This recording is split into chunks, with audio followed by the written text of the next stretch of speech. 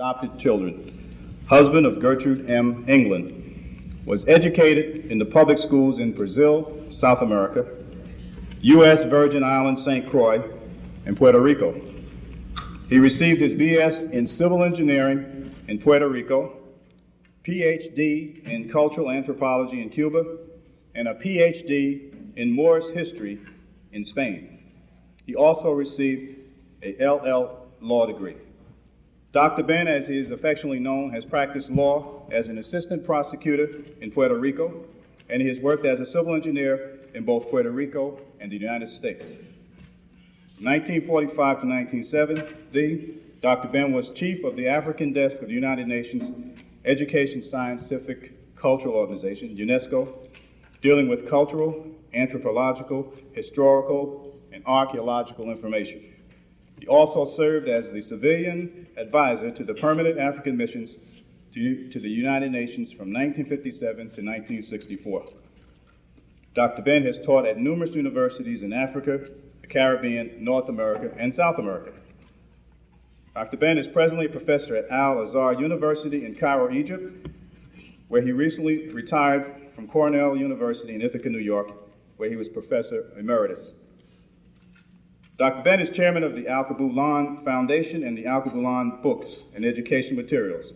He is author of 28 published books, 16 unpublished books, and a 6-volume encyclopedia on Africa.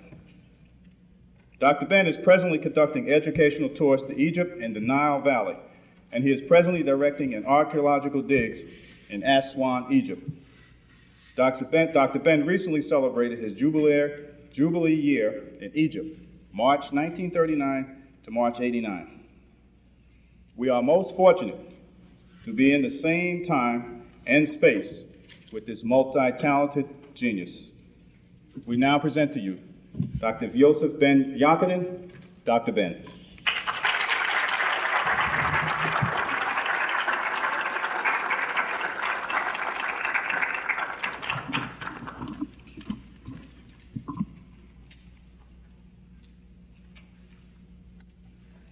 I would like to express my appreciation for being able to address you today and to tell my nephew that it's a pity that I'm not going to be here next week to hear him when he delivers his message, so I can call him up and tell him off. But that's the privilege of the youngster. The youngster always put the old man in a position where he could pot shots them, and then the old man can't get back at him. But old people always have something up their sleeves, so he had better be nice. Today is a particularly good day for a number of reasons, but in particular because it symbolizes a day or a week that started in the 1930s by a man that we too often forget until the 20th or until February of each year. A man who once wrote a book called The Miseducation of the Negro. I am speaking about Dr. Carter G. Woodson. If Carter G. Woodson had said, today, I am going to write a book on the miseducation of the Negro, the book would be extremely timely. Not only are we miseducated, providing that we're going to accept the term Negro, and that is a part of the miseducation, but we are miseducated in many aspects of what we read as quote-unquote Negro history. Let us just start off by examining a few of the fundamentals that we hold so dear to our own self and cause us untold sacrifices. The concept of even man and woman in the world, otherwise called Adam and Eve. We will die rather than give up that supposed miracle. African women are constantly condemned over that thing, and I can't see educators continuing to teach it, at least women educators, because I can't see a woman accepting that she could have written such a thing. Of Adam and Eve, a man getting a baby through his rib cage, while the woman standing up there watching him getting the baby. There's another thing that we talk of so much, is the Immaculate Conception and the virgin birth. I know you didn't plan to hear any of this, but then when you listen to me, you could hear anything. We teach this as if it's the only time it was ever said, some 1900 years ago, and do not know that the story of the virgin birth, and it's not the virgin birth of Jesus, it is Mary's birth. If you're a Roman Catholic, you know that Mary was supposed to have been born from a mother who had no sexual intercourse, and then she repeated it. Her son is born from her. But that wasn't new to Africans. We've done a lot of things. Isis, the story comes 4,000 years from Africans before Isis.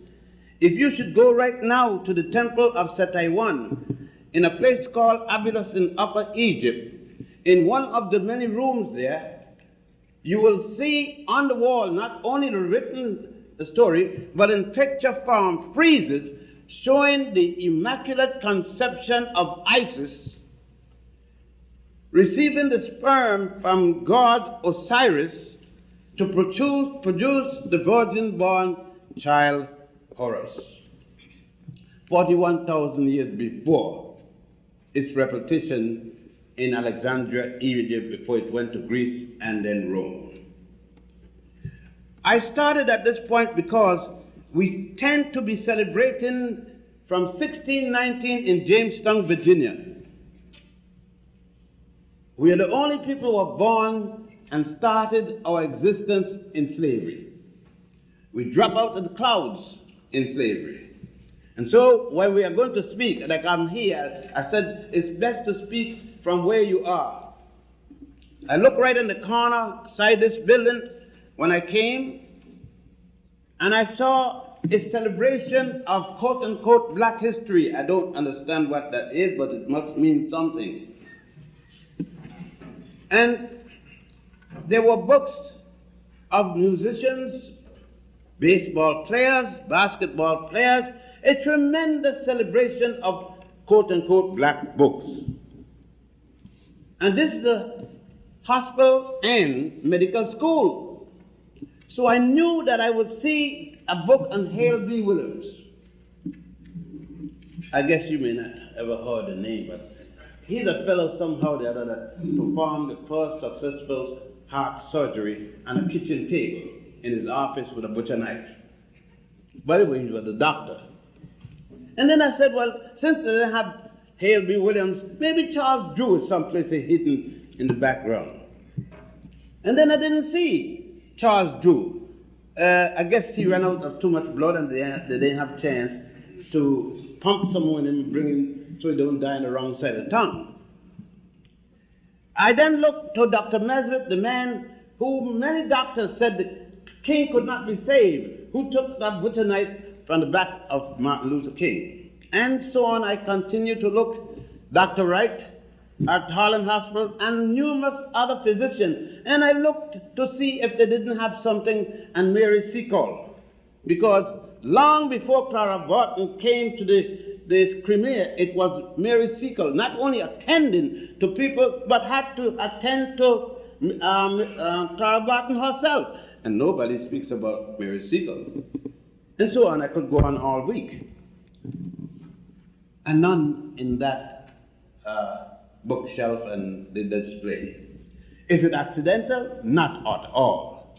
It's no more accidental than we continue to teach that Hippocrates is the father of medicine. How in the world could Hippocrates be the father of medicine, and in his Hippocratic oath, I think they should change it to the hypocrisy oath. There you have Hippocrates given and swearing oath to practice medicine according to Al-Hil, according to Asclepius, the Greek name for Imhotep, who died as a physician, among other things, more than 2,500 years before the birth of Hippocrates. We need to really examine a lot. Basically, it is that which deals with our mind. We are now engaged in trying to recapitulate what we have done physically. Very good. But to me, the greatest problem is what's hurting us mentally and spiritually. It is what's causing crack to run amok in our community, because we refuse to deal with it. We refuse to deal with even concept dealing with our existence as a people. We refuse to use the word Holocaust with the S and the N behind the T when it comes to our treatment as slaves. And we treat that as if it was just an accident of a trade agreement went bad. But everybody else has had a Holocaust but us. And of course, we got so sophisticated that we decide who we are going to reject and not reject during political campaigns, after we get nominations, of course. So to me, we have to do quite a lot. And we must do that. It is not enough to put us in the textbooks.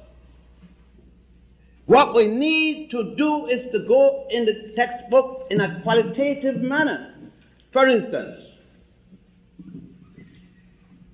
would I enjoy one of my great-grandchildren reading a book on a hero, Christopher Adams as a hero?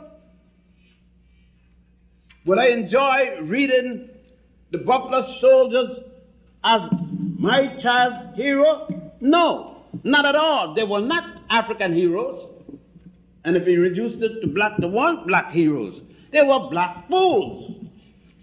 Christopher Adams got shot in the rectum defending his masters, defending the colonists against England. Not one solitary African got free by his act except him. He died.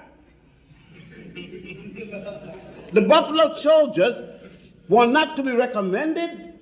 They were a disgrace to us. The indigenous people, which they call Indians, had saved hundreds, thousands of us. And look at us. There we are with our masters running, helping him to kill the same people that gave us protection. I know you don't like much of this because I'm touching your corn. There's no way I'd go give my child an assignment of Phyllis Whitley to read and tell her she was a great black woman. She was not. Went to France and lost her mind. Read the stuff she was saying about black people, who she held in disdain. At the other hand, we have accepted Styron and others to tell us that Nat Turner, all he wanted was to get with some white woman. Ain't no big deal, he didn't need to want that. That was coming anyhow. I mean, after that said, all that said about black men, how the penis elongated and all that, and even in the early Bibles, hell, if I was a white woman, I won't want a white man. What the hell are you going to do with the damn thing? The way he's describing or nothing. I would have looked for all the black men there is. But, you see, we got to deal with history not from his story, but from our story. We got to deal with our story as it is written from an African point of view. That is important. There is no such thing as objective history. No one can write objective anything and be a party to the objectivity. Europeans must write history of Africa from the European point of view, how we met each other, the interests involved in this history. When Europeans write about me, they cannot write about me injustice. If they write about me in justice, they must close shop. When Europeans speak about me, they cannot talk about me in terms of antiquity, because they will have to close all the museums and all the libraries in the world that they have. And they can't do that. What we need to do, however, as Professor George James said in his book of like names, Stolen Legacy, that the stolen legacy must be corrected by ourselves. A man called Hodgson, an Englishman, and he should know from whence he'd speak in this case, he was the Governor General for Ghana. They then called it Gold Coast. And Hodgson, in the last part of his paragraph in the highway, said we shall probably have to wait until African historians write for the African reading public before we know the true history of Africa. Hodgson was dead wrong. We don't have to wait. No probability. If we didn't write, Hodgson wouldn't have any education at all. There would be no England for him to talk about. Long before England, a place called Pyrrhus, Pyrrhus, dealing with the first writer of Europe, a man called Homer, in his Odyssey stated, even the god Zeus and Apollo came from Ethiopia. So we don't have to write. Hodgson think that we have to now write because nobody knows about us. And we need to tell people about us. That is untrue. Even the concept of a God. There is no record of any other people on the face of the earth other than the people of the Nile that started the concept of a God, a deity.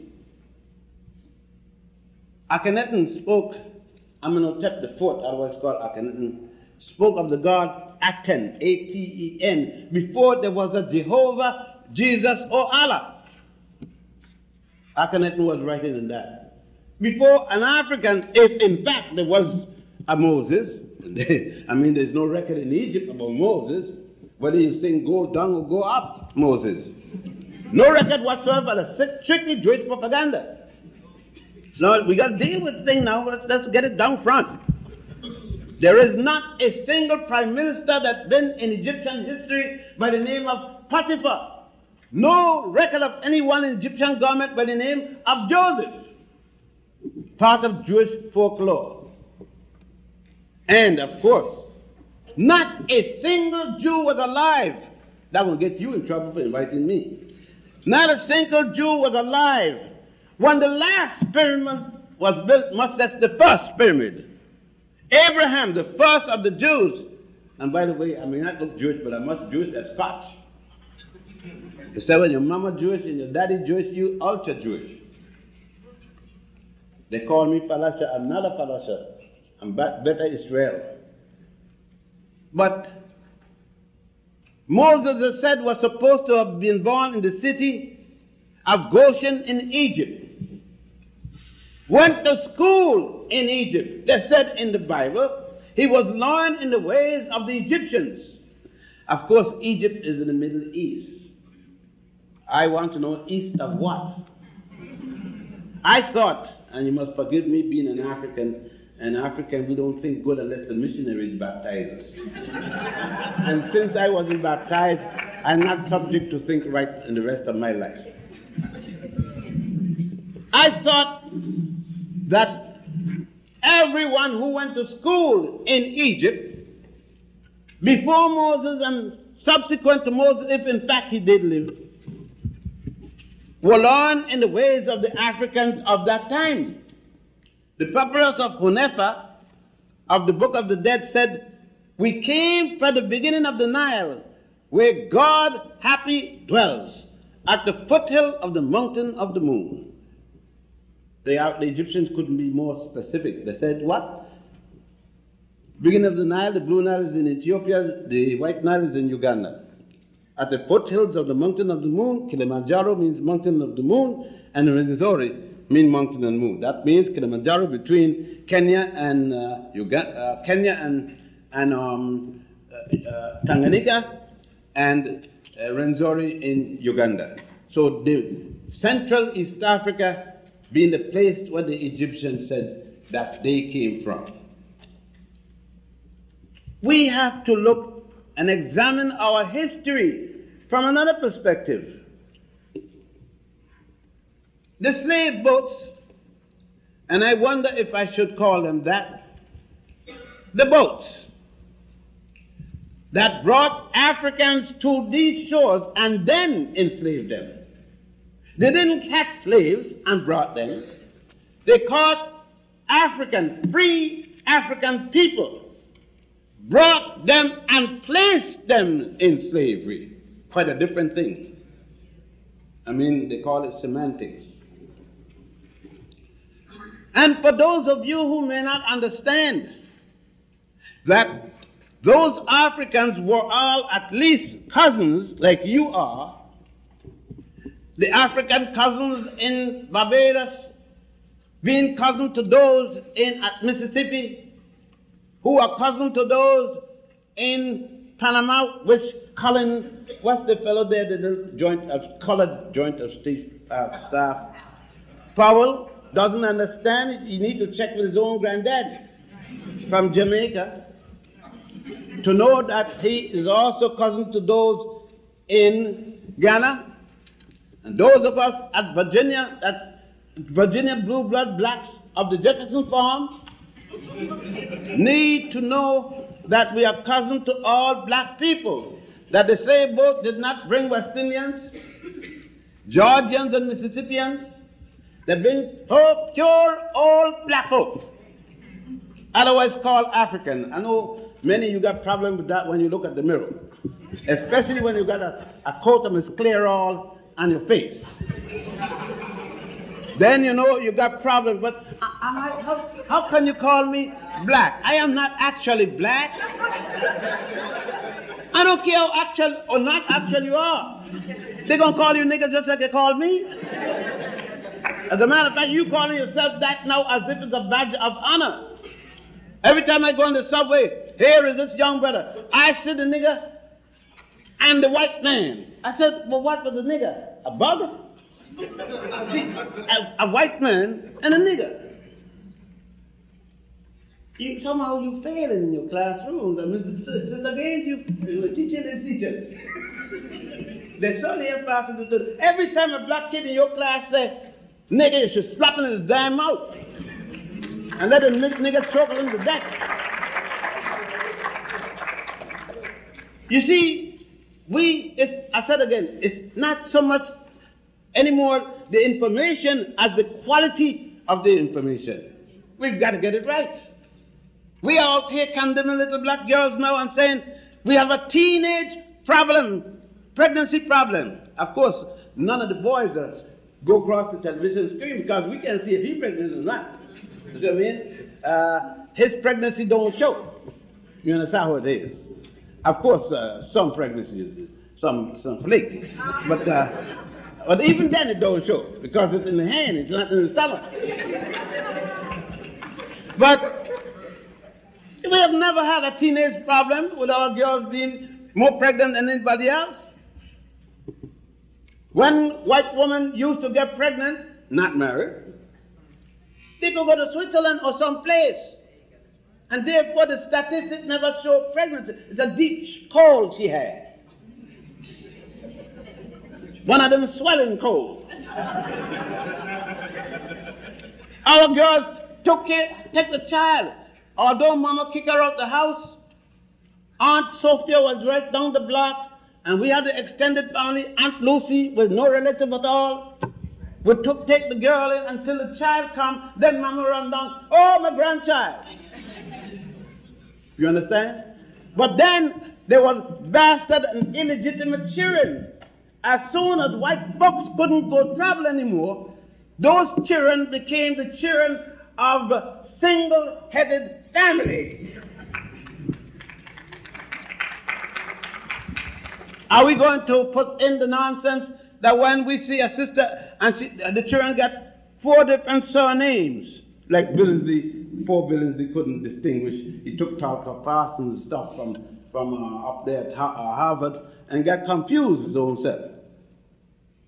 Are you going to say that the sister is promiscuous because she has 4 children with 4 different surnames? No. It showed me the sister is intelligent.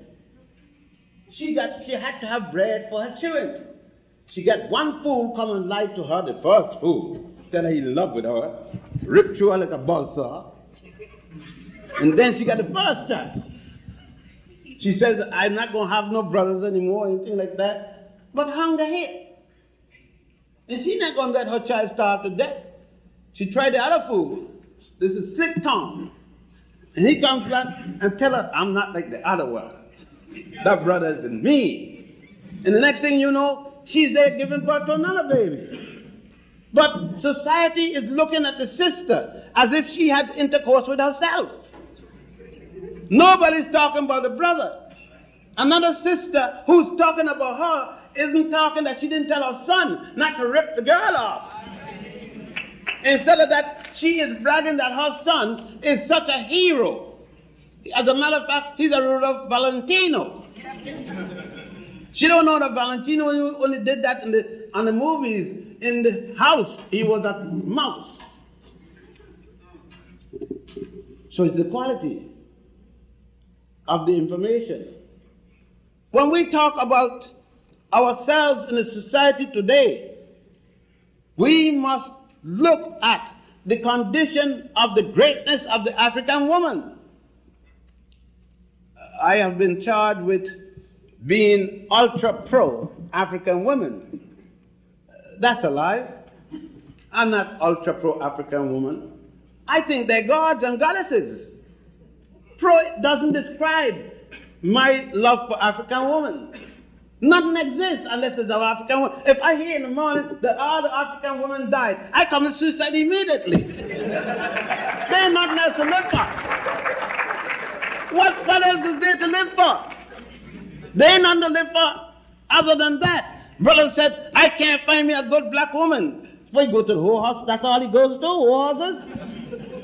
My problem is that I can't get away from enough good women. That's my problem. I'm going to have to carry these fellas around to find some black sisters because I don't know where they're looking. They must be looking uptown in the hillbilly show. Again, the quality. Why not praise the sister? Every time we get a brother that goes to school, control basketball, a little bit up there in the air, run with a football, get a baseball contract, the day of the marriage. I'm looking to see the sister that's been laying up behind the building, or behind the closet in the taxi seat, in the bush. I know he's coming down with his sister, and I look, and it's not the sister, it's the woman that the sister worked for. Somebody got to write about that. We've got to write about it and deal with what happened to his mama, what happened to his own sister. He couldn't find anybody like that. Brothers, I don't mind if you're mad. I don't care if your wife is one. I don't care. That's your illness. I mean, it's about time that we talk about it.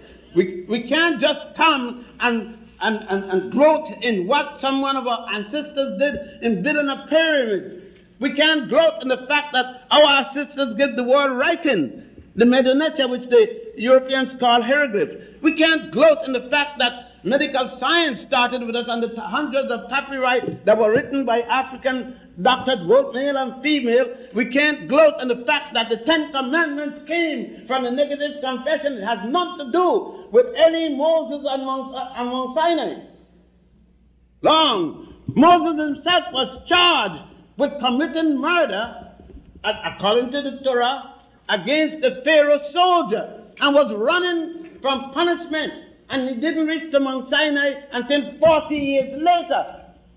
Somebody had a law against murder before he ran to Mount Sinai. But we can't deal with that either. We're going to have to deal with something different on Sundays and Saturdays and Friday. We're going to have to deal with a theology that deals with the African philosophy of life, and not the distortions that took place in the Hebrew, among the Hebrew writers, the Christian writers, and the Muslim writers. You see, when we start to think about ourselves, just think on the furor they have in the Soviet Union today. And were it not for an African of the Soviets would not have even given recognition to their own language. Because the Soviets used French as a language. They were ashamed of Russian, wanted for Alexander Pushkin, who had to tell them that the language had substance. And we got to look at the facts. For those of us who call ourselves Christians, must realize that it was an African that made modern Christianity what it is. It was Augustine, otherwise called today Saint Augustine, who wrote the Confessions, the Holy City of God, and a number, as a matter of fact, 45 more works that made modern Christianity what it is today, set the moral principles, particularly those rules on sexuality. We must explain it. When we start to deal with sexuality as if we had some commands falling from the sky and grabbed by some people direct out of the mouth of God, and no, God is unfortunately that it was this Augustine. It was another African by the name of Tertullian, whom the church never liked, therefore they never made him a bishop, who wrote most of the fundamental social laws that Aquinas copied and plagiarized in his own works. And we got to deal with it. We have to deal with these things, because if we do not, then we left them and people will assume that they are correct in the manner which they are today. We have to look and realize that what happened in 1619 or 1620 in Jamestown, Virginia, was only one advent in the totality of our experience as an African people. Though important it is, how can we ignore more important issues that brought that about, and yet directly related to us here on these shores? I recall not long ago when the assumption was that Haitians started AIDS. You remember that, when you were scared of every Haitian you saw. Man, you say Haitian and black folks run a mile, jump through window, commit suicide. The AIDS didn't get them. Windows got them. Had a Haitian girlfriend, you chase her out the house. Haitian wife, you got rid of her and your children. Had no idea what Haitians mean to you. You forgot that the Haitians were the first Africans brought to the Western Hemisphere. It was there that, those of you Catholic, law your history, it was there that Pope Martin V ordered the Knights of Genoa and the Knights of Malta to bring Africans from Spain who had lost power. After entering Spain in 711, ruling Spain until 1485, 774 years, when the order of the church in confiscating these Africans' property, stealing, forgetting thou shalt not steal, brought these Africans to Hispaniola, today called Haiti and Santo Domingo. So when you look disparagingly to the Haitian people, remember, they're your senior cousins. You came there before you got here. That was 1506 when you got there. You went to Barbados in the interim. As a matter of fact, the first 13 Africans who came to Virginia did not come from Africa. They had sojourned over 168 years in the Caribbean already, coming from Barbados on the way to holiday in England when the ship was weather beaten between Cape Hatteras. And they came in with a storm that started around Cuba. Thus, when we start to refer to people as Geechee, check yourself and see if there ain't a big bit of Geechee in you. You don't have to speak with the accent to be a Geechee. Just look at you. The Geechee written all over you.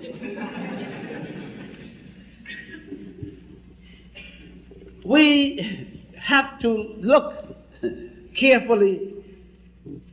We have 28 days to teach the world's oldest history.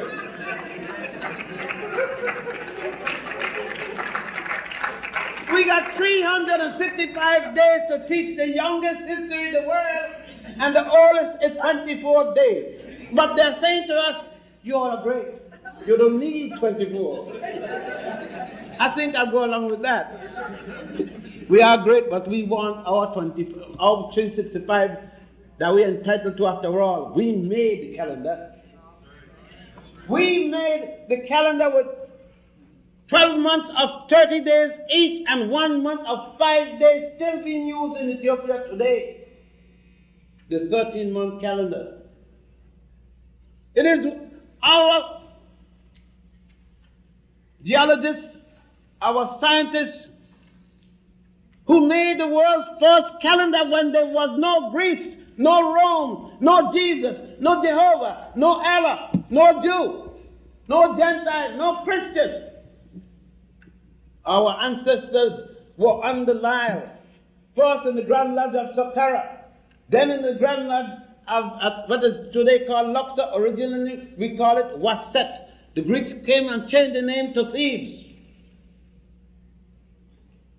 We make the first calendar in 10,000 before the Common Era, revise it in 4100.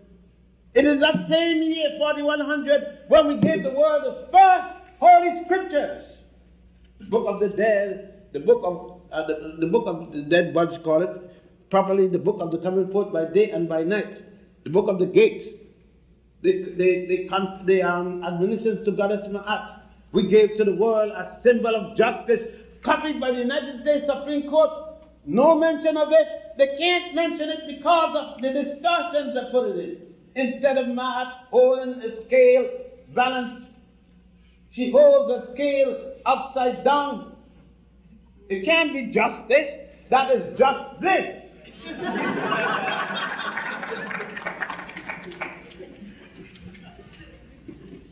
And other symbols that was stolen by Honest George. That's the fellow for the cherry tree.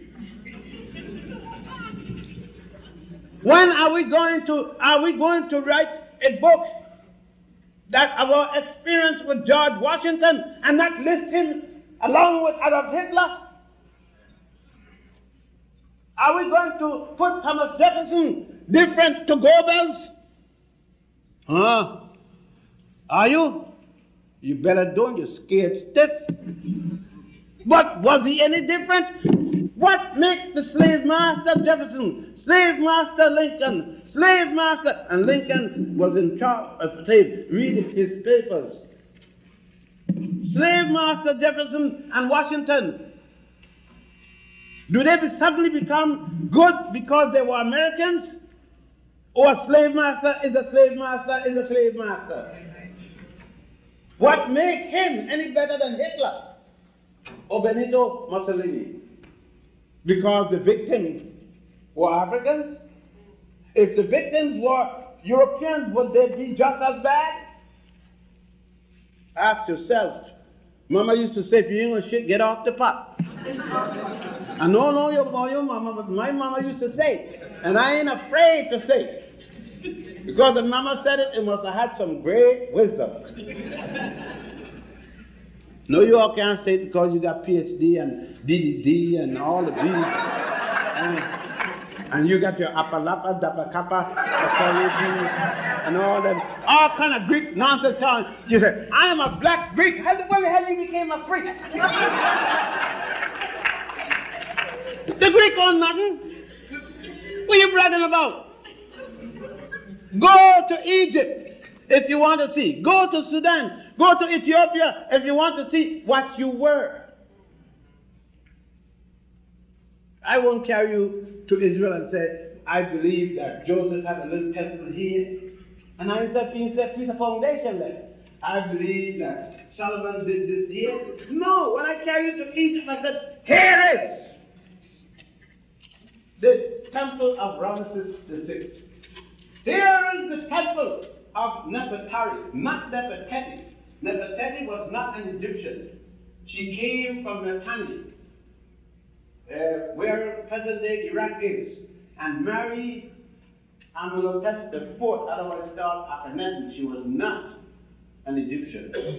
I'm sorry for all them long Nefertiti you have, because she was not African. And that had none to her, you know, the 4 heads that were taken from a tomb in the place called Akhenaten.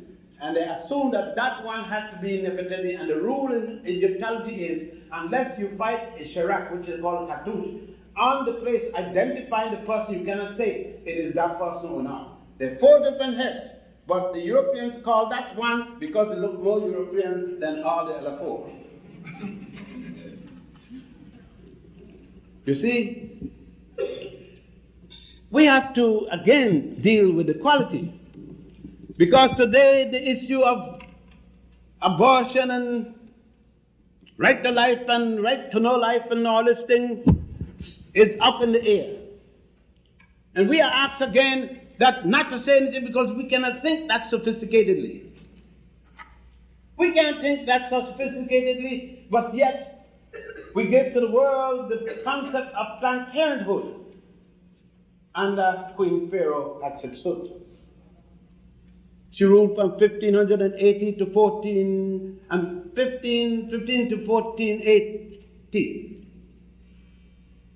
And Hatshepsut had gotten her scientists, her pharmacologists and so forth to provide her with a method to stop pregnancy while she was administering the affairs of state, being the first woman to rule a nation. Not only did she rule, she became the only woman, the only person to rule as a king and a queen simultaneously, stating that if she is to rule the country as the king, then she must look like the king. So she put on a false beard, men's clothing, don't get her wrong, because she had 2 babies. And then got her scientist. That is called today the Ebers papyrus. Of course, Ebers was a thief. He had nothing to do with it. You see, like the Rockefeller papyrus, the Edwin C. Smith, these are the thieves. Those names, Smith, Rockefeller, all of those. They had nothing to do with it. They either stole it personally or by knowing it was stolen goods. The armorer is as bad as the thief. That's your jurisprudence, not mine. I'm a victim to Western society. Now, when we're thinking again of dealing with our youngsters, we have to deal with them in a way in which they are going to look at their mummies. I said I'm stuck on black sisters or African sisters, and I don't make no apology about it, because you see, I think I was born from an African woman. I think so. You see, I got doubt about my mommy, that I was born from her. No doubt about my daddy. That's what some of these brothers want me to think. But I don't think that way. Last time I've been in the labor room, and it don't have to be in a hospital, I could be in the back of a bus, in the park someplace, right, in the bush. I didn't see one man giving birth, not even to doodle. Because him daddy complains. And I'm not dealing with no Adam and Eve thing that my mama's giving birth was a curse. And that's why she had to bear pain, because she had Eve messed up with Adam. You know the thing you all got going? But the reason women have to have pain is for the sin when they committed with Adam. I mean, that story ain't got nothing to do with black women. Because black women ain't as stupid, or are they? To go talk about she's cursed because she had sex. Well, what God give her a vagina for and get Adam the penis for? To play tic-tac-toe? Huh? What provide them with all that equipment. No? If you didn't plan to have them use it, keep it. No, that's not the reason she got paid. Don't tell black kids that jive story. She got pain because a 5-inch diameter head is boring through her pelvic region. And then a 12-inch wide pair of shoulders is boring again, making it even bigger coming through there. That's why she got pain. All them brothers talking the damn nonsense. You got 2-inch diameter, doo-doo, and you got pain. Don't tell the children that nonsense. Deal with honesty to the African children. If we are going to rewrite the history to tell the truth, let us tell the truth in every department. Let there be no reservation for truth. Our youngsters need to know the truth so that sisters would not be running around here douching with Pepsi Cola, trying to avoid. The other day, I saw a case, one of my daughters is a physician, and her daughter is a physician. And she was showing me a case, without name, of course, of this sister who came in, and she was completely eaten away in the inside from the amount of douches she took with Pepsi Cola, believing that would stop her from getting pregnant. So every time she had sexual relations, she douched immediately with Pepsi Cola. Sure, she didn't get pregnant, but she was eaten away. All that kind of ignorance because of stupidity and fear. No, we have to teach about the Hale B. Williams and the Charles S. Drew in terms of all of this. We have to teach in terms of how the Africans dealt with prayer. One of the most difficult things is our misuse of the concept of prayer. When we write the name of God, anybody else God, in lowercase, G-O-D. As it says, small case, G-O-D. But Jesus with a capital G. Jehovah with a capital J. Why? Why is Jehovah and Jesus any better a God than Unkulunkulu of South Africa? Uingai of Kenya? You are saying that? I think Chinua Achebe spoke to you on this issue in Things Fall Apart. Between the issue of Mr. Brown dealing with, Chinua said, with the concept of God in Nigeria. Mr. Brown and Mr. Okonkoro. Mr. Okonkoro is saying that he had to change Chuko, the God, because he had not delivered rain. And the people had gone to him and asked for rain repeatedly. Now it was time to change to get another God. Oh, yes. Yes. Saying, at least what I am saying, it is not enough just to know what we did in ancient times. It is, we are compelled, we are bound. When a student comes in to a teacher and say, please give me a chance to do my exam orally, refuse. Under no case should you allow it. The people who gave to the world writing, Medunecha, saying now, I can't write. The people who give to the world mathematics, their descendants are saying now, I can't build. And they built the pyramids, they built all those temples, whether it be the rock temples or not. They changed the course of the Nile with Sesostris III. They went and found instruments to measure the distance from the Earth's surface to the other planets and moons and stars, and now saying they can't write, and in no circumstance tolerate that kind of behavior. We are not going to be mealy mouths with our children. No, not only can they learn, but the most successful students I've seen in Harlem Prep, when I was there with Carpenter and all of us in the founding of it and worked with them, were the students who dropped out. They didn't drop out because they were dumb. They dropped out because they were bored. They were bored by the method of what the hell I want to know Shakespeare for. I don't know Willie Bobo, but I know Shakespeare. Comest unto me in the morning, and I shall compensate thee, bringest vehicle and the quadruped. That's damn nonsense. Can you imagine me in the middle of Harlem? I run up to a brother. I say, comest hither thou in the morning.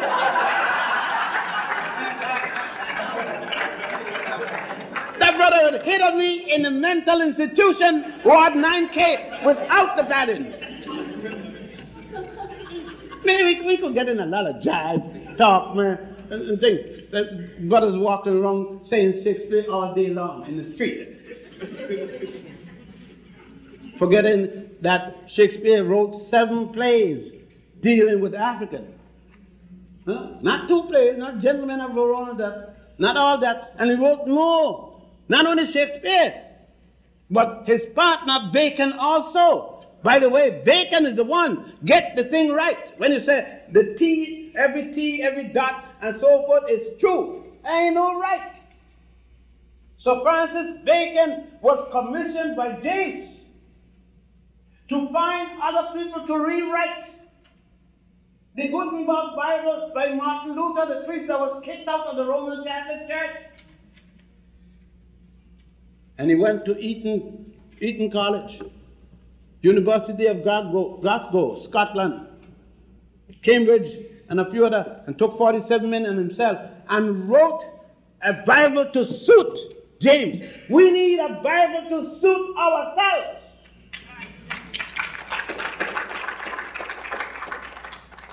We need a Bible with the prophet Martin Luther King, the prophet Malcolm X, the prophetess Sojourner Truth, prophetess Harriet Tubman, and so forth and so forth. Why not?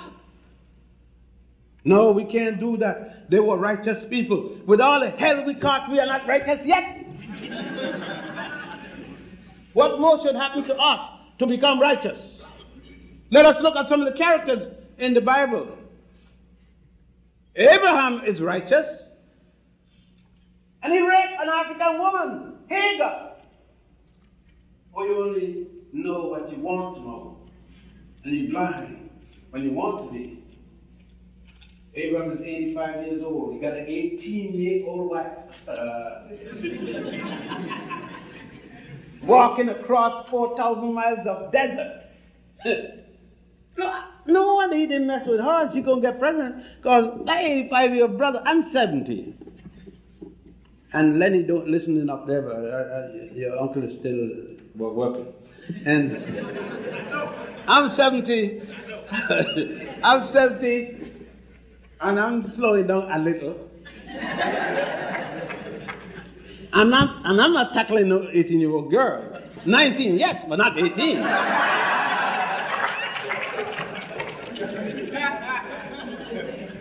So his wife Sarah, Hadassah, said, look, I can't get nothing.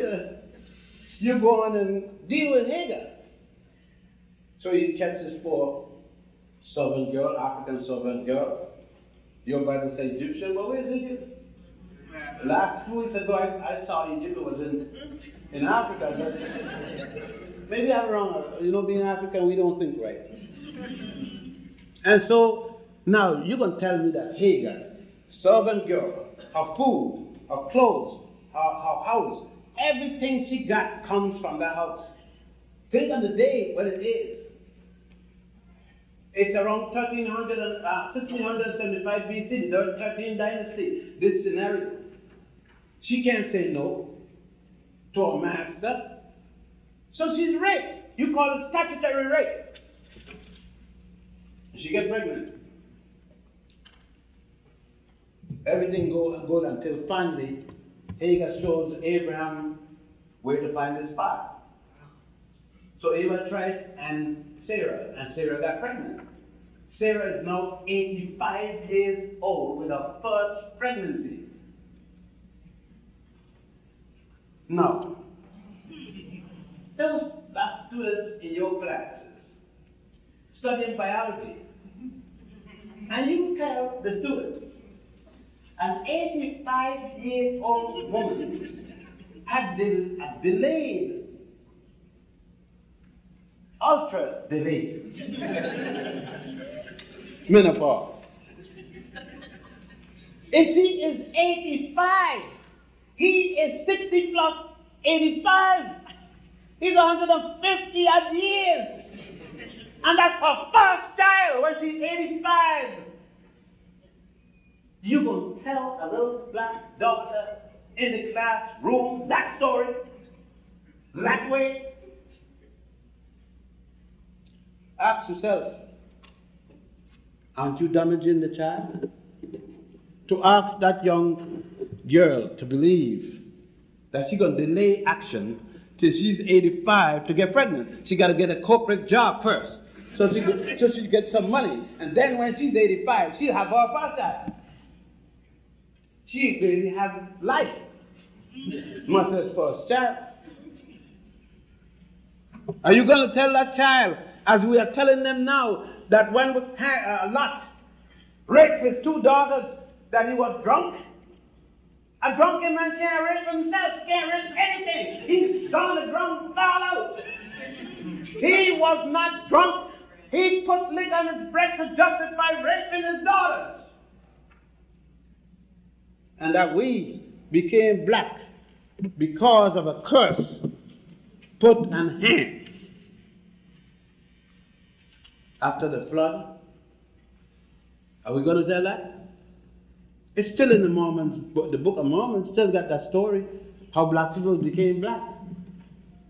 The Roman Catholic Bible used to have it. All the Bibles had it. Until one by one they start clearing up the act.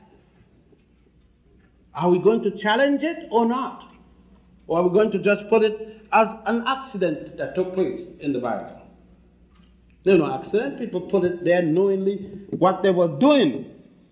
Are we going to call some people Semitic, Shemitic, Hamitic, and all kind of ticks and tacks and ites to avoid calling them Africans? Or are we going to be able to, quote unquote, be diplomatic? A very ticklish term for me to understand. You know, when you think on what is happening today, let us deal with a reality. And this is rather ironic, particularly coming from me. Do I believe the day will ever come when the United States government will ever be able to accept a true presentation of African history? No, I don't believe it. But I believe we ourselves could take it in our hands to teach irrespective of what the government thinks. Am I advocating a revolution? I'm not advocating there should be one already.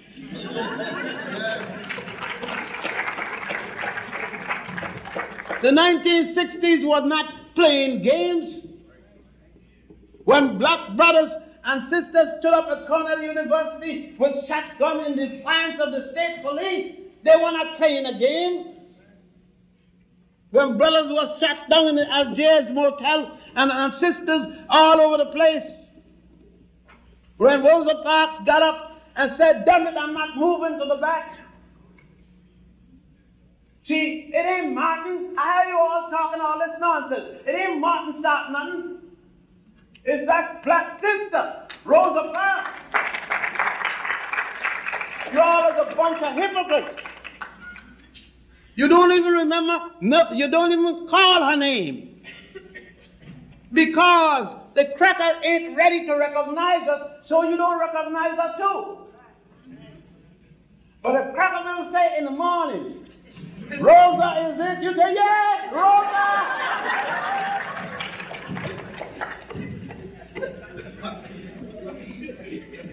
No, and now you're mad because Avalanche said that Martin got tightened up.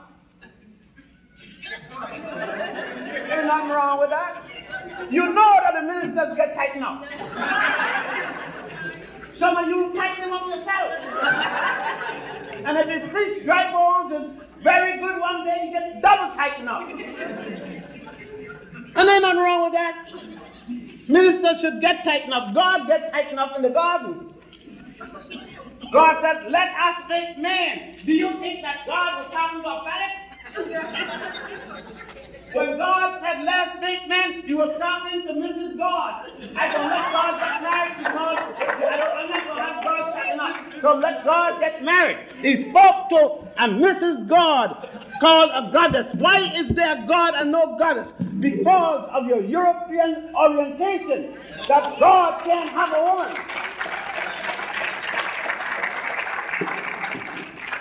Mary. Christians used to worship Mary. It was not until the Nicene Conference of Bishops, law in the church history, that they demoted Mary and put up her son. Just remember this, Holy Mary, Mother of God, blessed is the fruit of your womb, Jesus. Every Catholic important mass starts with the rosary. The blessing to the mother of Jesus. But men being afraid, Western men, afraid of the woman, had to demote Mary at the Nicene Conference of Bishops. Let's deal with it now. We got to deal with it. And we can't be afraid. When you go to Egypt, you're going to see a god on the wall, God Min. He's a god of fertility. How are you going to show the God of fertility? There he is with an erected penis, perpendicular to the floor. A penis that never falls. When the feet of the goddess of love and nature, goddess Nut, they show her naked with her vagina here and everything. You can't show it with hair. They call it pornography.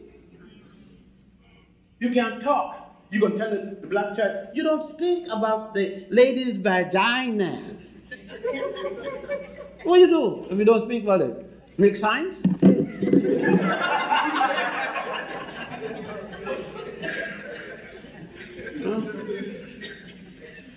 I mean, this sense of ridiculousness. Go to Egypt and see the show. I know. I don't pray to go to heaven. I came out of heaven. I don't pray. My mama's is heaven. When you go to Egypt, they show you goddess Nut. One head, her hands, and her head down in this corner. Her legs down in this corner. Her back is forming the heaven. They show God Shu, the God of the air. Holding, and the caption reads, Goddess Shu, holding Goddess Nut as the two columns of heaven, one hand on her breast and the other on her vagina. God Geb, the God of the earth, laying forward, holding her hands out and her feet separate. And they call it the formation of the heavens. Yeah, it isn't so? Then I ask you, the abysmal deep which the book of Genesis is speaking about, have you ever seen a placenta? Isn't it dark and abysmal? Or you have never seen any brothers? You think babies came from stock? Then I suggest when your first child is being born, that you go to see the thing. Like in my house, when a child is being born, people of all age, from the day old to 1,000 if there is, come for the great event. We are there with the mother, with the midwife or the doctor, and everybody's talking to the sister. If it's my sister, my wife, or my daughter giving birth, we are all there at the event watching. What are we going to see? Nature at work. A child coming from heaven. If we had known this and could deal with it, then Brothers 16 years would not be raping sisters 90, throwing them over the roof. Because we would understand the way we understood that childbirth is the coming from heaven. That's why I have no birthday. I'm 70 years old, but I've never had a birthday. My mother had the birthday. My mother had 7 birthdays. She gave birth to 7 singular children. So at the day, December the 31st of each year, when my mother was alive, I had to go down on 2 knees after I just got me. I can't make it 2 hours, I will show you. And put my face to my mother's womb. And she would scold me, chastise me for all the wrong things she thought I did that year. If it means staying there 2 months. Then when she tired, she would say, and these are the things I still love you for. Oh, these I like to hear. And then she would say, get up, I'm going to anoint you. And she would take the ginger, you call it asafoetida. You think you got something modern, you got it from home. Africa, not Georgia. And she would anoint me and wish me her blessings and say, go on, son, until next year. That's Mother's Day. My mother didn't have no day set aside by Washington, D.C. As Mother's Day, when I would buy a white rose or a red rose, depending on... No, that's not Mother's Day. That's jackass day to spend money. Those days are made to sell all the old store things, the things that the stores couldn't sell. They raise the price, put them in the basement, and make you look like a perfect act. They got another one coming up. They got another one coming up called Chocolate Day. All the bad, weevil, eating, jackass, old chocolate you going to buy. And you mad because the man bring a box of stupid chocolate.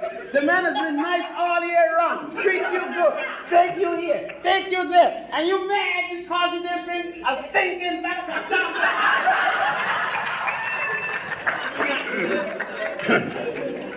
You gonna teach the young brother and the young sister that too? Got that sister getting mad, losing a good man with all the junk they got out there to offer? Get off that horse, that European stuff. Tell that sister to be glad that the brother's treating him. Tell that your young boy that he don't treat the sister with no, the sister's not a drum. If he want a drum, he could go anywhere and buy a drum. Sisters are a drum, you don't beat her whether she's pregnant or not. Sister could never be so dumb that you gotta hit her. That's what we need. You can't call your daughter the first time she messed with a man, you call her bitch, horse, slut, dog. And maybe the first time she ever let the boy touch her. So she got pregnant, and that's what you call her. The time when she needs you most. You're a mother who she should come to. You had her, you got experience. You know that you barely got away.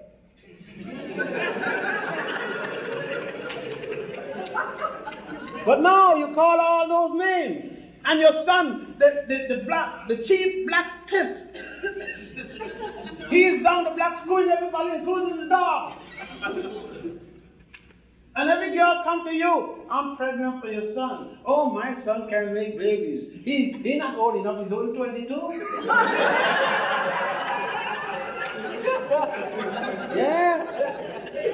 Yeah. You haven't told your son about his responsibility to that sister, that other woman's daughter. Oh no, you think he's a hero. Every girl he got pregnant. And then you tell her, why didn't you protect yourself? I guess she went by herself. And you say, well, marriage is the most important thing. It is the most important thing. It wasn't made in heaven. It was made to protect that sister and her child. So that damn fool, when he got crazy, will at least have to support that child. And if they don't, they scrabble them down on that piece of paper. Did you sign this? Yeah, the jail or truth I was got.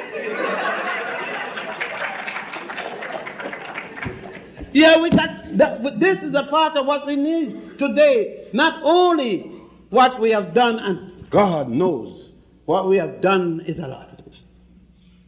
What we have done, both the African woman and the African man. That African woman in her beauty, as she stood here in the southern part of the United States, with pork guts in her hand. Her man looking shriveled up, working morning, noon, and night before the sun come up and after the moon done gone. The man is still working and got nothing. She can't afford him some meat. But the intestine and the ears and the testicles, that's all. So she decided she got to get something for her man, the sister. She already realized that he aren't going to be educated, so she sent her daughter down to school. And tell her daughter to turn off the light in the night and talk to her brother in the dark. A little bit of what you learned down there, girl. And her husband, she said, Willie, you know all black men named Willie. Willie, baby, I got something good for you tonight. He said, no, I know you got that, baby. She said, no, not that, Willie. I got another kind of steak. How you get that, girl? How did you steal it? No, I had to steal it. You could take as much as you want when they're killing up there. She said, I got to see this. And she got a long stick. And she pushing it through the guts, pushing up the ship. I'm telling you what it is. Willie turned away and said, God, girl. She said, Willie, take it easy, man. Take this easy. And then she washed it. She pushed it through and washed it. 2 hours gone. Wash it. Then she seasoned it. And she put some tenderizing bush and different things in it. She's a scientist. She's a chemist. She knows what this bush is going to do. She seasoned it. Her master don't know nothing about that. That's why one of the reasons go around the world capturing people to get seasoning. Up to now, we still don't know how to use it. And then she put that thing in the cook and the pressure and all that thing, put a stone on top of the two frying pan and get a pressure cooker. Said, here what it tastes. When he's scared to taste, because you know he saw duty. And Willie,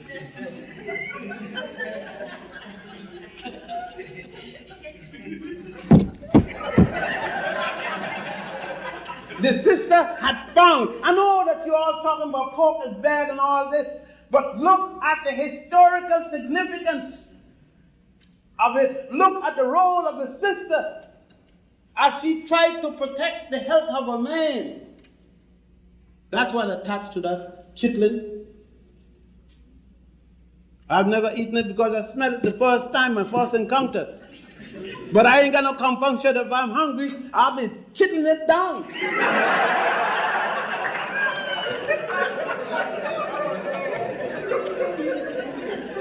And thank the sister for her invention. We have got to deal with the economic skill of the black sister. Make $40 a week and spend $90 out of the 40. Pay the rent. Go to the market and get ready for the church service tomorrow. Get some money to put in there. 10% of our wages is gross. That Mr. Goldman come the girl, tell him I'm going to pay him next week. And when car comes for the TV, tell him it break down again. Take out 2 of the tubes. And he ain't no longer the tube. Tell him turn it to see if it's going to work. Or at least put a cockroach inside of one of the wires so it can't turn.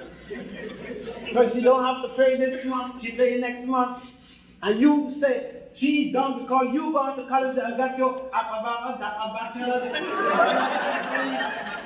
And you tell him about how great and intelligent you are. And she isn't. But she got enough sense to get your ass in school. But she is not. No, don't talk about her. Don't talk about her. Brothers, don't talk about her trying to rule the house. Let her rule the damn house. She ruled the house when you were in there, trying to get out. You're going to let the European tell you that woman is supposed to run the house? What's wrong with it? In Africa, the woman runs the house. Everywhere.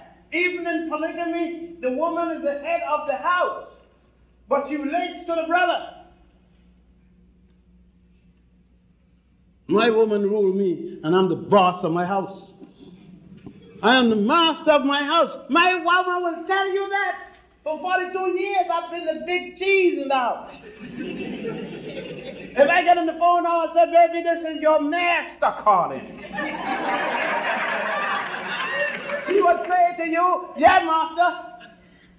And I say, I want this cook. Yeah? You want this? Something else with it too, baby? Yeah. And when I come home, she would have my nice hot water running. You young people say, I ain't going to do that. You have to liberate them. Well, that's why you ain't got no man. and she said, the boss said, you're going to take a bath, baby? Because I had slippers and everything ready, and your robe and so forth. That time she's already got this. Is the second negligee. She done changed. I've been in the house 5 minutes, and this is the second negligee. This is the C2.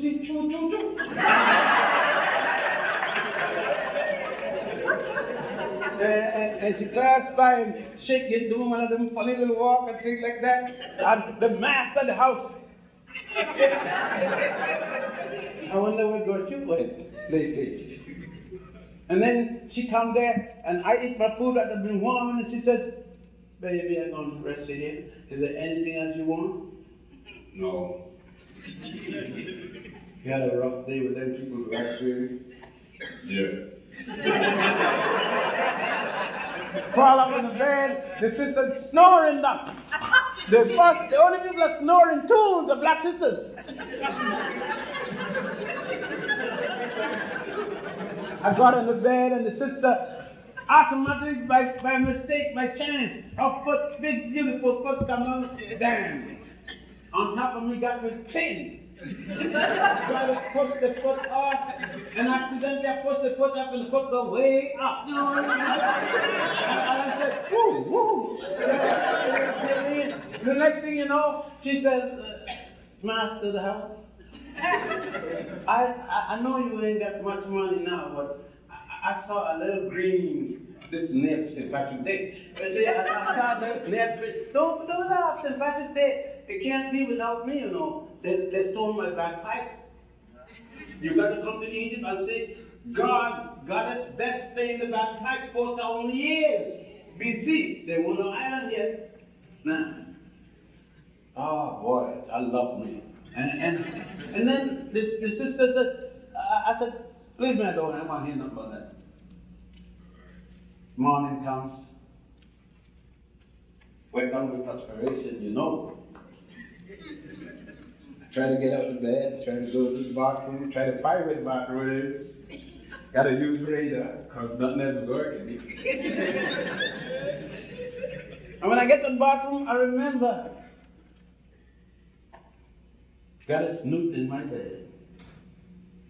And I said, hey baby, you remember the green shoes you were talking about last night? Did I have a little green hat to go with it? I think it would look good with a little pink contrast dress. And baby, don't forget the gloves. Baby, can I go with you where you're going? That's the master of the house. Don't take that away from the little sister and told her, this is woman liberation, this macho nonsense gotta stop. And all you know that she's going to the movies with 15 other women who saying the same damn thing. The brothers are going with 15 brothers saying the same damn thing.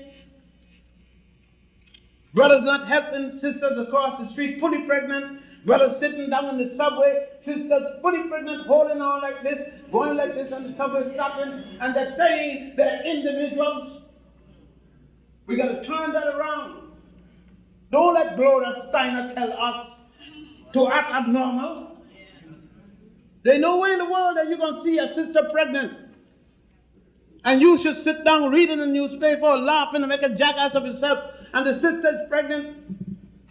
An old man or an old woman comes in and you watch him like he got leprosy. Don't get up and give him a seat. That's not African. That isn't the way that we had our culture. The Queen Mother decide who's going to be the king.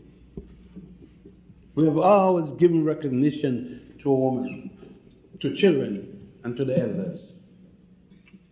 We have to go back to the rite of passage so that the young girl and the young boy could know when they reach at that certain age what it means to becoming a young woman. We don't wait till one day when she gets pregnant, then talk to her about it. We go by step. When her breasts start to make formation and the boys start to get hair, we have a ritual for that. When they're coming out, we have another ritual. We don't have to wait for 15 years old and then we have a cotillion telling the people, my daughter's ready to be screwed. Who got the best thing? No. It's about time that we deal. If we want to be an African people, let us go back to some of our African values and incorporate them in the text. There are many ways to do it. You can't tell me that I can't teach a certain subject, because I could call the text anything you want. Write it down on the syllabus. But if I'm a halfway good teacher, I will teach anything. I will teach in economics law. I will teach in a subject of law. I'll teach dog breeding. Because if I'm anything worthwhile, I could get it in there. I'm going to go down because I understood I'm supposed to make a break for question and answer period and for a little rest. And I forgot about that. Because when I get charged up, I like to keep going. This thing, you see, I'm so charged up with being an African. That don't mean that somebody is in nothing. But what I'm trying to talk about is that missionaries and everybody's already saying all the negative things about me. They said, well, I must have balance. I don't have no damn balance. I'm not going to say, well, these do this too and those do that too. No. When they're talking about they don't have balance, I am not stopping for balance. I'm crowing, I'm beating my chest about the African man and woman and children, and particularly the African woman, because she's the one that's catching most of the hell. And she's the one that we got to do something about. If you want to change our system, then you must change our attitude about our women. The black man cannot afford any longer to be dropping babies with sisters here and there. Don't look back to see if the baby's even born. As soon as the sister said, I missed my period, you got to go to the drugstore or the bakery to buy a loaf of bread. Don't come back until 24 years later. It's a big piece of bread. Every time I go to a graduation, even a kindergarten, I can't see the brother. The brother who's still home telling me, man, I got to go to my job. What the hell you talking about? Is your job more important than the little kids? The kid don't see you. The kid come home with a little drawing. I'll do the little drawing, that's true.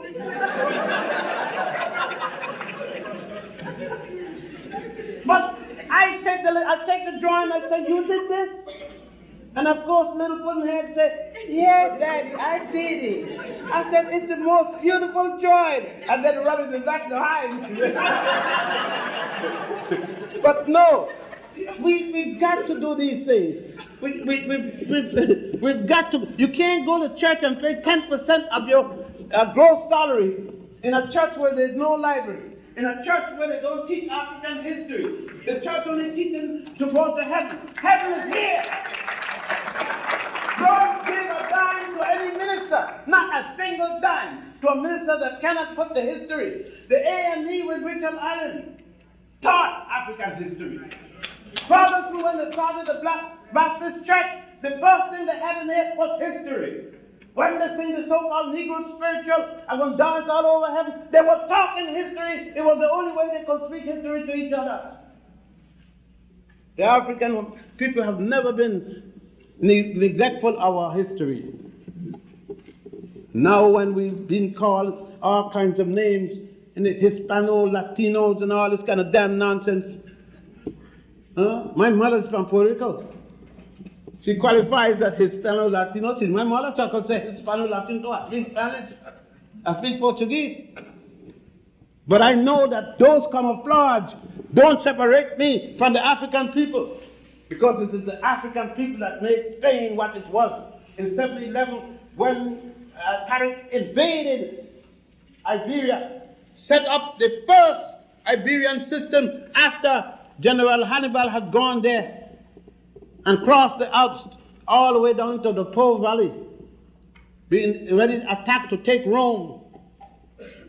It was another African. Well, Scipio and Ascisa had gone down there and sold out to Rome. Every morning when Cato would get up and say, Carthage must be burned. Why was he saying this? It was in anger about the people who had civilized Rome, when Rome was called Etrusca. We don't have anything to be ashamed of. We can only be ashamed if we don't know our history. But I walk higher than the person that Malcolm, Ozzie Davis, at the eulogy of Malcolm said, looking down at that tall frame, the shining black prince that every black woman would like to have had as a son, as a paramour, as a husband. I say, go one more step, Ozzie. I don't walk as a shining black prince because I'm too tall for that. I walk with my head in the clouds, up in heaven, because it has to be there. That's the only place I'm going to see my woman. Much higher than 10,000 pipers. No kind of drug, crack can't get me higher as I walk around. When I look at my daughters, when I look at my woman, look at my sister, I'm high, so high that no cloud gets that high. I'm too high in the air to be using crack. When I think of that black woman, Anzinga, as she stood in front of her troops for 13 long years and fought against the Germans, the Belgians, and others, when she took up the armed struggle of ancient Ghana against the British, after they had jailed King Pepper and carried them to the Seychelles Island, I got to think of that. When I think of Makeda, when she went down to Israel, and according to the Torah, and the behest of Solomon, who begged her, please come down here. And she went down there and sucked a little bit of Solomon, change, making crazy. Yeah. How can I feel small? And that's why they don't want to teach us our history or let us. Since again, you're gonna catch hell, and you know you custom catch hell in your heart, and you're not new. But then the question will be, how you gonna back her up? It's all right to say what you should do. She should do this and thus and this, and what you should do. Standing you behind her, sitting down, getting rusty, without supporting her, without she having an assurance that she do this thing. If that comes at her, she got you behind her. And I don't mean 2,000 miles away. No, it is not a time for either of us to sit down and wait for the other to do something. Then all of us say, well, look, man, it's only me. You can start a revolution. Only you. Only you brought about a life into this world. But protect a life, only you. So why not only you could make another kind of social revolution? Somebody asked me, what can I do? I'm only a little person. You could do a lot. Start with yourself and your child. Start looking at yourself in the mirror. The other day I looked in the mirror as I always do. I said, mirror, mirror on the wall. Come on, drive now. Who, not the fairest of them all, who is the blackest thing in this world?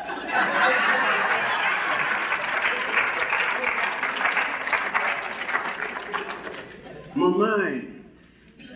And my mirror said, you, baby. You. Who else? I said, all right now, we could stay there another day. Yeah. That's what we got to be. You see beauty. How would you judge standard of beauty? By the African woman. Nobody else could come in my neighborhood and win a beauty contest. But the African woman. It's an African contest. Therefore, African qualities and dimensions are going to be the one that prevail.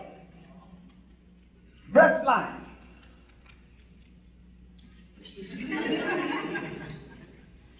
Behind line.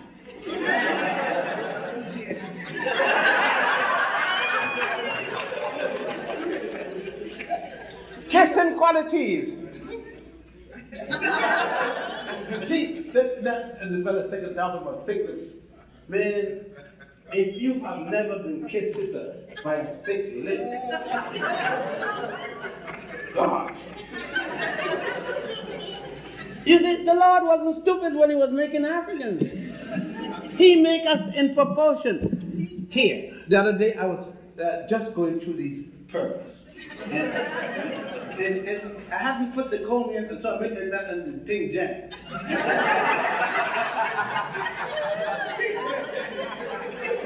And the fellow said, man, you got nothing here. I said, what the hell here you think I should have? I'm an African, that's the hair we got. I said, where you think I got nothing here? So the sun don't penetrate. That's why nature give me that hair. My father took an extra 2 minutes to make that kind of hair. That one just accidentally.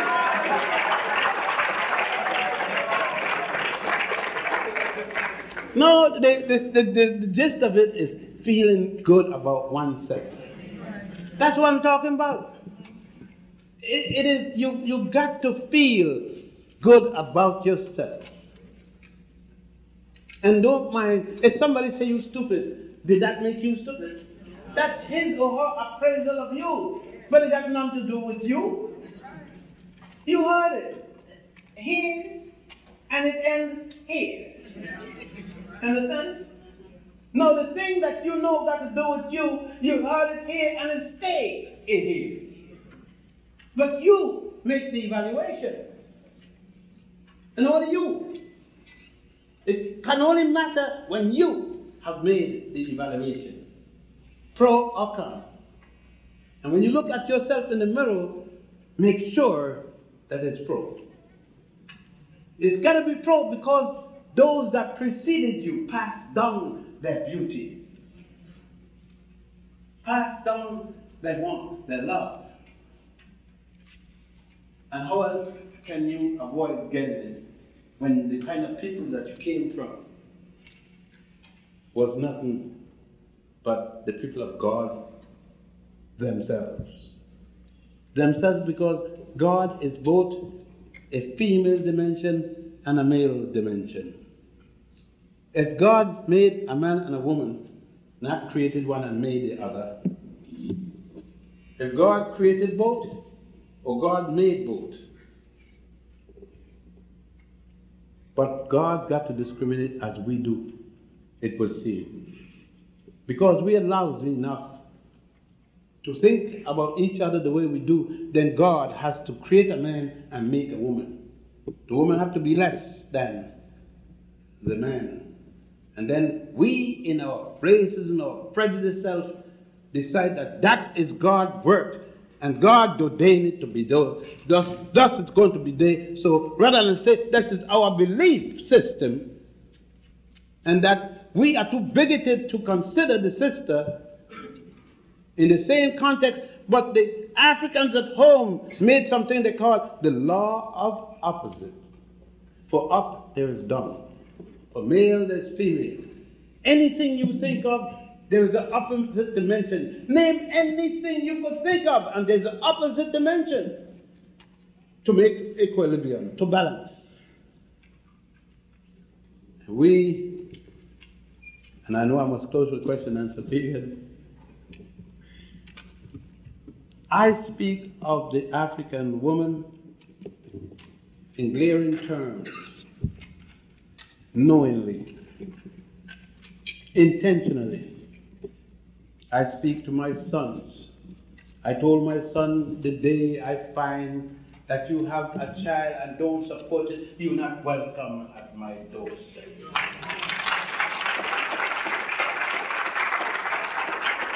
The day a woman tells you that you're pregnant and you got no justifiable reason to doubt that she's pregnant for you and you refuse it, you cannot come to my door. The day you and your woman can't get along and you just don't leave her, you can leave. Of course, if you have children, you can't leave without making preparation to come back to see your children. But if you leave her, you don't hate her. No sister is worth beating like a drum. Show her that just as you mated with her, you joined with her, you caressed her to mate with her, you thought that she was the greatest at that moment. Leave her in the same. We disagree, we can't understand each other, but you're still the greatest. You leave her so that some brother can have the joy of her in a greatness that you thought was once there. Some other brother may see that greatness. It may be you have the arrow, or both of you have the arrow, but at the moment you can't see. We all go through troubles like that. I remember my wife last said, one day we were having a debate and I was happy, I just got married, very angry. And I went to the bed and I gave her my back and she was trying to caress me and I gave her my back. And she waited and said, "Mister, I want to talk with you." So what do you want? She said, "Suppose this minute I get a heart attack and die, and you just refuse to speak to me. You're going to feel there was something you could have done for me that would have saved my life, but you weren't talking to me." My woman said, "Look, when we're going to argue, give me the thing I'm looking for, then be mad after that." So you know, if I gave her the thing she was looking for, I ain't going to be mad after that. I'm going to be dead. Thank you.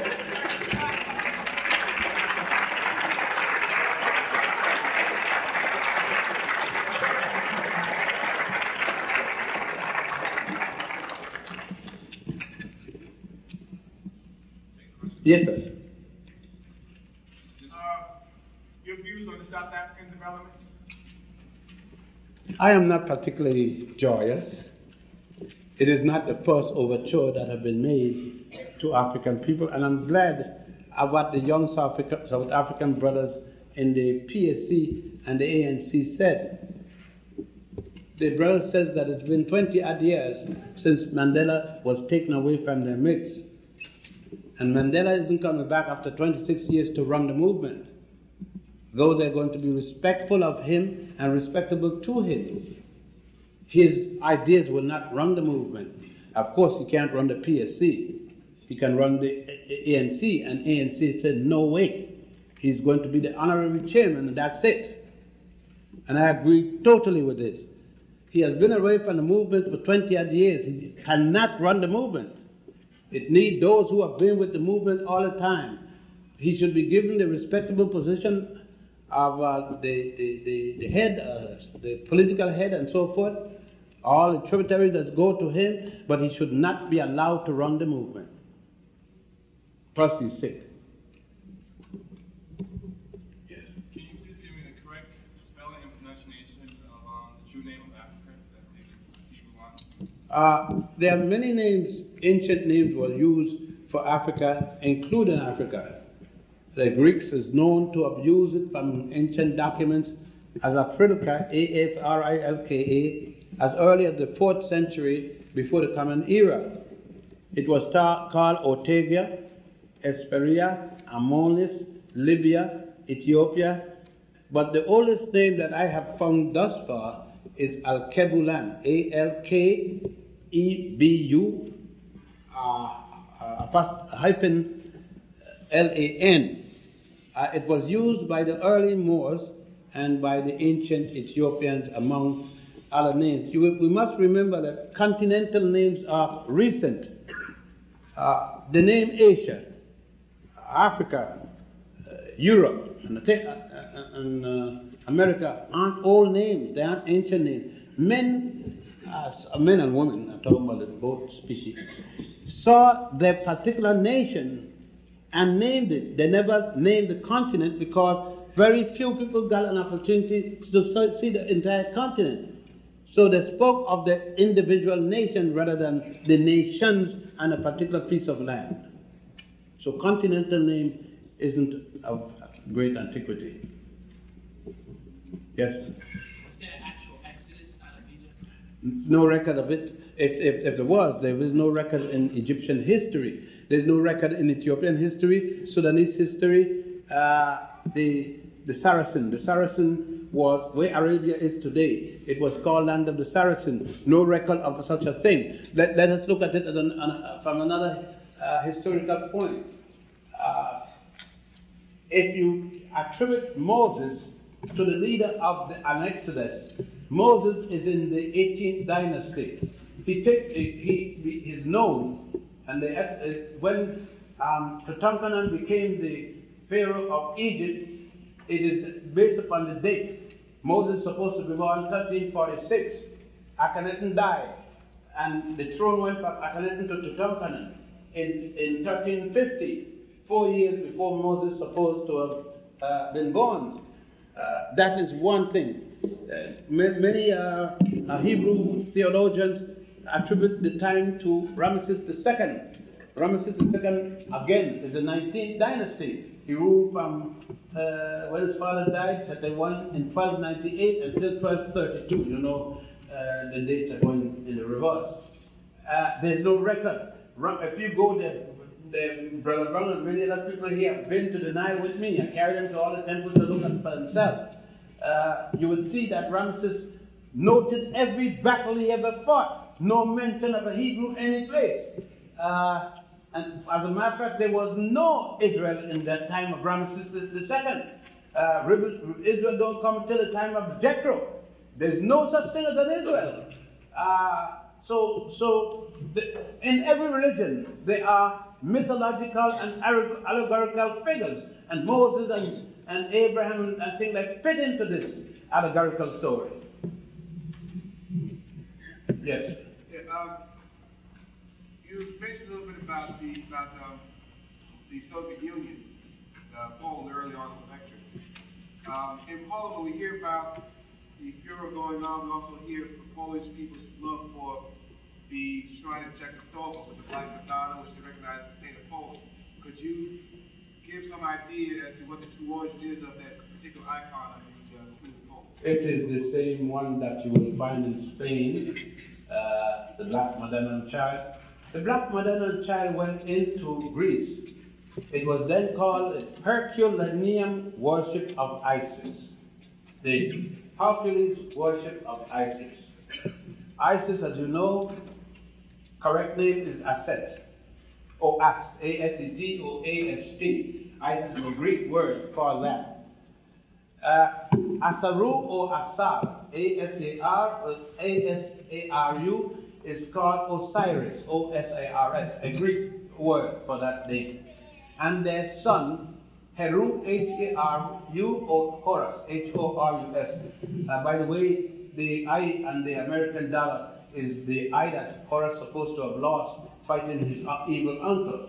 Now, there is a virgin birth story and resurrection. Let me just give you the story of resurrection and everything is very important because most of us have no concept that there were resurrection stories, virgin birth stories long before Jesus, Mary, and Joseph and all that. Osiris had a bad brother, an evil god named Set. Set is one of the sons of Adam and Eve, by the way. And then he tried to kill his brother out of jealousy and take over. He failed, but then he was successful one night. He hanged his brother. And they carried the brother off to what is now called Iraq, that area. But the scarab, Kepra, the god Kepra, told Isis where her husband was. She took the god of death, the god of the dead, Anubis. And she and Anubis and her sister, her twin sister Nephthys, went over and took the body back, brought it to Amun-Ra. Amun-Ra gave it back life, and he lived. His evil brother Set-Typhon heard about it and tried everything to kill him again. This is a story about God, so God could die and live and all kind of things. He did one day find him, cut him up into 14 pieces, scattered his body around the world. Isis heard of it and she went again to the god of death, or Anubis. They went and gathered the pieces but could not find one piece. His penis, because it had been eaten by the Nile catfish. Up to now, Nubians don't eat catfish over that story.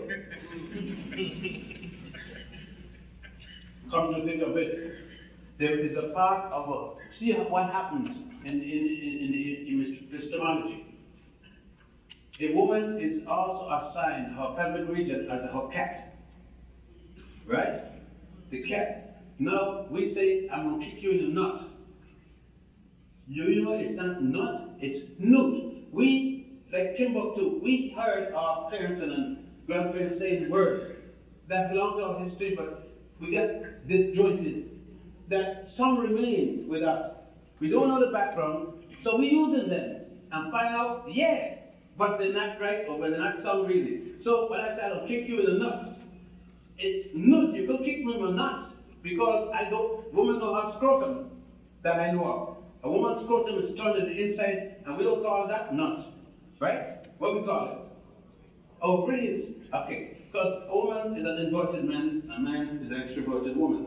Pull one out, you got a man. Push it in, you got a woman.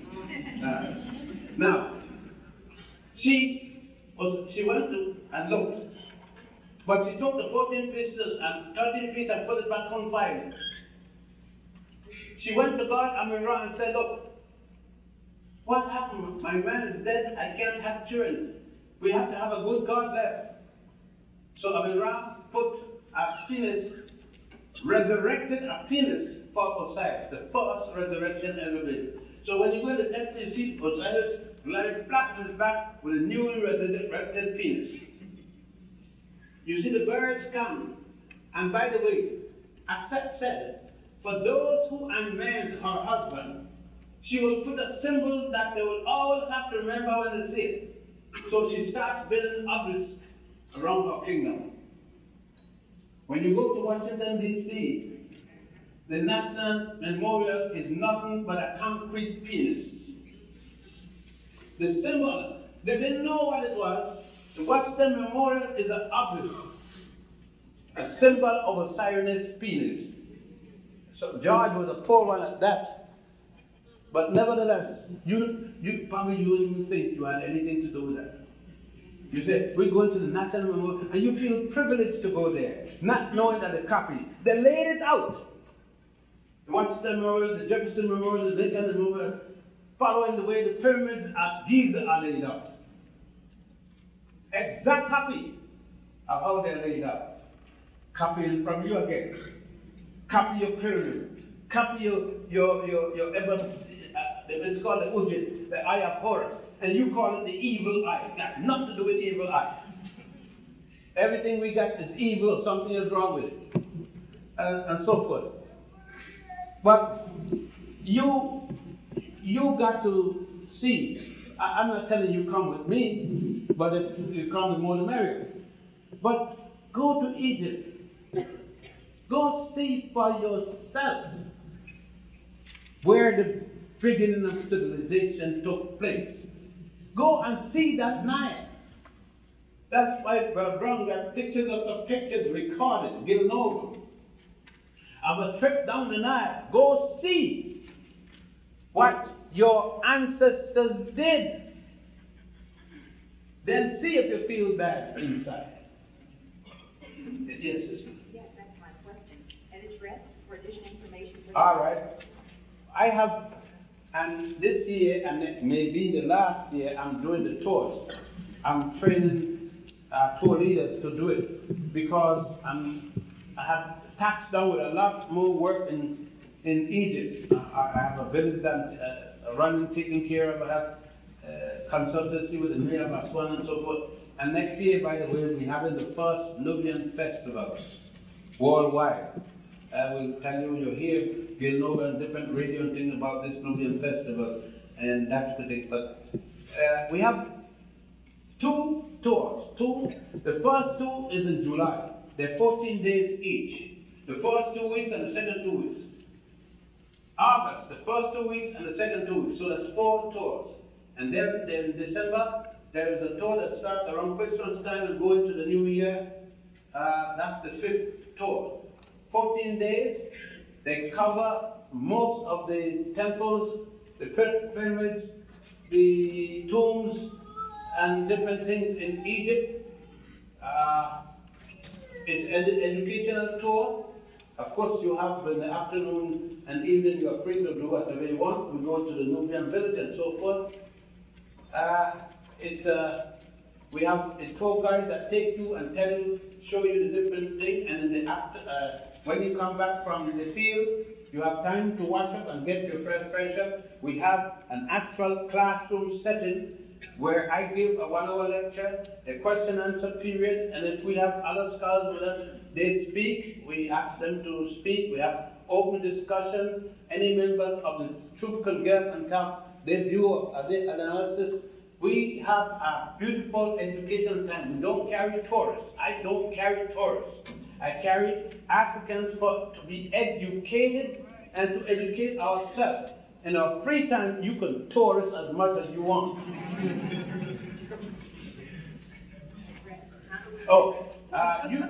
You can call Alken Tours, A-L-K-E-N, Tours, T-O-U-R-S, some fellow. Tell him I like her, he will tell her cousin, the cousin will tell her. No direct contact. And you know, the brothers, the sisters don't make direct contact. You want to get married to one of the sisters, and they don't play nothing else but the marriage game. Now, you see a young lady, you like her. You go to the restaurant that I told you, you tell her father, they said they're going to bring you. The first day you go to the house, the father's question, he look at you, what you do, who your parents, okay, ask a few friends you know him, yeah. What date you have in mind? First day, there's no such thing as courting. In the first day, there's no such thing, I want to know her better. No, you know her. It's as good as you will ever know her.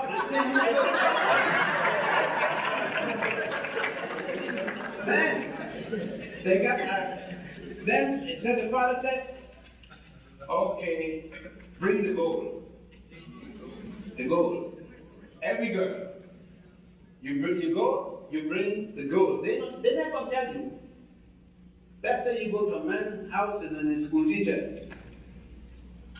And he said, bring the gold. She's professional. She's the daughter of professionals. You better bring 15,000 Egyptian pounds gold. That's the minimum you could bring there. The gold is the ring that she's going to wear. That's going to be the ring. There's only one ring for both the engagement and the marriage. The ring, as the engagement, will be on the right finger. When you marry, it goes to the left finger. That's the only difference. Get the names in there, you put her name, and the jewel put her name and your name. You bring the gold, it's a beautiful chain, the bangles.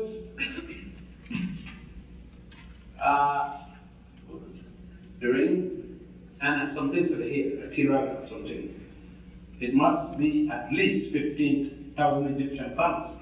That's the quality of the girl. You have been a school teacher's daughter. You're not having just any run-of-the-mill thing. And when school teachers come into a house, everybody gets up. You know, when a school teacher enters a room, everybody gets up and bow. And the teacher picks with them. It's not like here. You beat up the teacher. And you come, you bring the ring, everything is okay, you know, good coat. It means now, her brother, her sister, her cousin, her grandmother is going with her wherever she goes. You can come to visit her. She sits there, her father, her mother, her grandmother, her aunt, her brother, her sister, and you. And you could say to her, it is nice and sunny today. It's always sunny. But if you say, you look, the father said, what? She look what? Are you in the medical field? You know, see, that's it. Goodbye, it was nice speaking to you. You said one word, good day. Now, it's 3 months and the father said, look, where you going to marry? You said the date for the marriage. What? You got to go get an apartment. You have to, this is the man. You have to stock the apartment, the furniture and everything. Nobody gets married without an apartment. Now you come and they have the wedding. The wedding is not no big we're going to do all this. You go and sign with the check and so forth, you sign and everything is okay. The celebration is what they're going to do. Then you get the bell dance and all that kind of stuff. But the night of the wedding, they're dancing and they're having fun, and all of a sudden you hear toot toot toot toot. The girl mother comes in with her friend, the boy's mother. They stop everything and she go down to her little bag and she pull out something 9 inches by 12 inches, a piece of sheep skin, highly polished on the non-hair side. And they go to the girl and both of them holding one end each, put it in her head. And they said, the ceremony cease until tomorrow morning. We will be all back here tomorrow morning at 8 o'clock sharp. The crowd is assembled here waiting for the festivities when both mothers go back and knock on the door. Boom, boom, boom. The proof. She brings the proof and hands it to the boy's mother. She does like this. Because you often have a good blood there. You can't good blood. Especially it's a human blood. And she turns it over and she checks it. And the two mothers have it. Let us say there is no blood. She is a dead girl. The first person to hit at the first blow is her mother. His mother withdraw out the scene. They have nothing to do with it, and her parents kill her. And there's no law against them killing. Egypt is run under 2 laws, the civil law and the religious law. The head of the civil law is the president of Egypt, Mubarak. And the head of the religious law is the Sheikh Al-Azhar, almost equivalent to a pope. The mother is entitled to kill her daughter for the shame and disgrace she brought on the family, if she so desires, or she may push her daughter out of her family life and she must leave the village. It doesn't end there. Before the daughter goes, they go to torture her till she tells who did it to her. And he go down. And his family, nobody in the village will ever marry his family for 7 generations.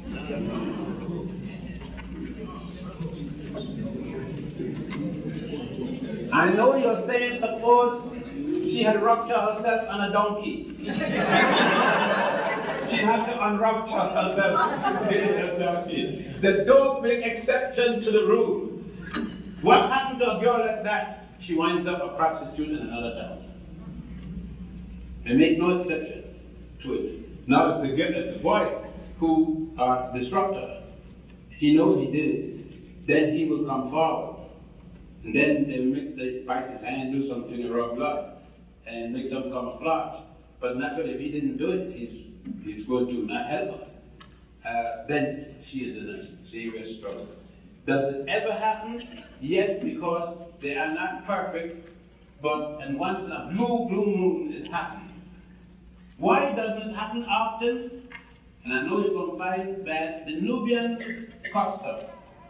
A girl, when she reaches the age of 9, is sold. It is not what you're saying. Many of you have had ear old balls in your ear. They rub it and stop the pain. They are specialists. The mother carries her to the lady that sews, or the women, and they massage her, and they have a way to avoid pain. They sew her. The night she gets married, that afternoon, the women will unsew her, and she's ready. Why is the reason for this? Human makes error. A boy talks a girl into having intercourse with him. She weakens and said yes. Well, what they've done is make it so that he can't penetrate. It's impossible. He can't remove the stitches. So what happened? She's safe. She then remembers that his pain is unbearable. So he doesn't get to penetrate her. So it's her protection at the same time. Because they're saying, well, since human beings commit error and the girl may succumb, this way, whoever tries to do it can't be successful. I know that from a Western point of view, you may not understand it, but then if you're born in that culture, to be as normal as the culture, your conduct and the things that you do. So you see, it's not only that there are a lot of things that go. Most marriages are first cousins. You can marry, and it's preferable that you marry your first cousin, so that